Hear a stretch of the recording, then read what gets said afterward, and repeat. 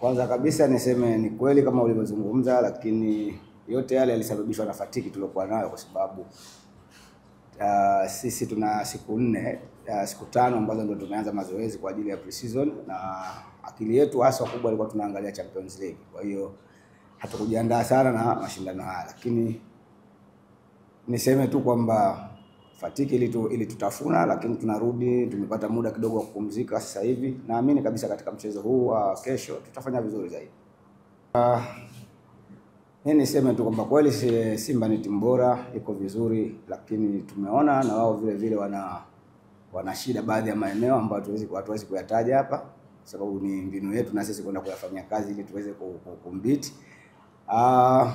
Fatiki ni kweli, lakini tumepata at least kwamba tumepata siku 1.5 ya kupumzika. Naamini kabisa kwamba tutarudi katika kile kiwango chetu, na niseme tu kwamba tunafahamu ubora mwingine waliokuwa nao, kwamba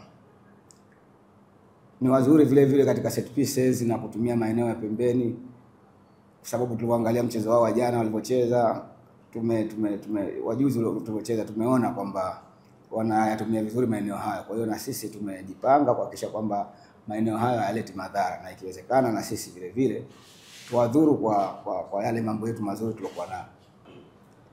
Mimi niseme kwamba lazima tuwe na nidhamu ya kimbinu. Lazima tuwe na nidhamu ya kimbinu kama tulivyoelekezana katika uwanja wetu wa mazoezi. Lakini la pili ni kwamba tunatamani sana au tunaamini vijana wetu kwamba watajituma sana, hawatatoa nafasi za kumwacha mtu free akaweza kufanya maamuzi ya kutudhuru. Kwa hiyo mimi niseme tuko tayari kwa ajili ya kufanya vizuri katika mchezo huu.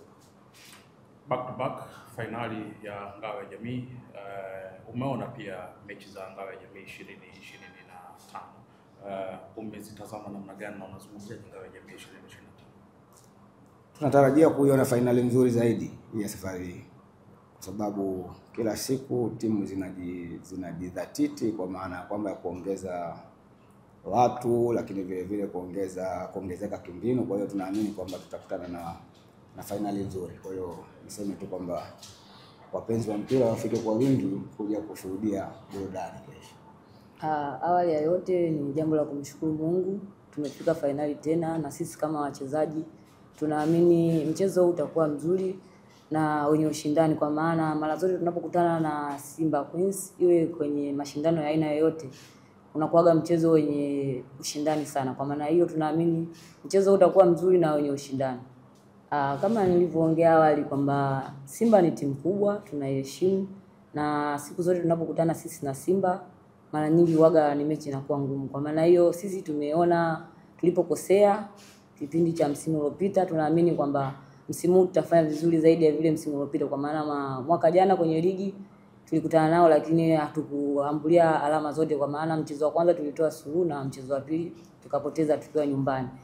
Hata hivyo tulipokutana kwenye mashindano ya Samia Cup tuliwafunga. Kwa maana hiyo sisi na Simba sio kwamba wasituchukue kama vile ambavyo walivyotuacha. Sisi tupo vingine na tumejipanga kwa ajili ya kushinda mchezo wa kesho. Sisi tupo kwenye mission na tunaamini haya mashindano yatakuwa kama funzo au fursa sisi kwenda kufanya vizuri katika klabu bingwa. Maandalizi ya wachezaji binafsi yanakuwa mazuri, kwa maana team unity and chemistry ya timu yote itakuwa vizuri, kwa maana wachezaji wote tunakuwa pamoja na tunaambizana kwamba umuhimu na